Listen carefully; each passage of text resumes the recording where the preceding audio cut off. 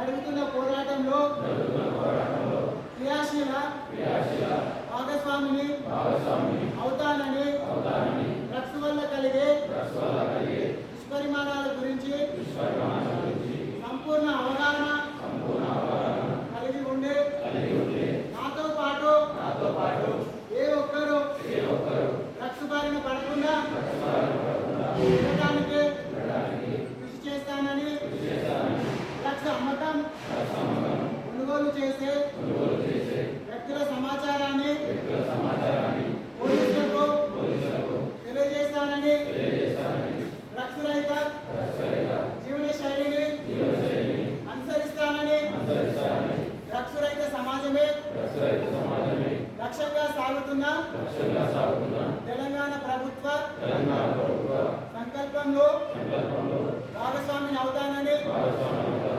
ప్రతిజ్ఞ చేస్తున్నాను. జై హింద్. సో మీరే భారత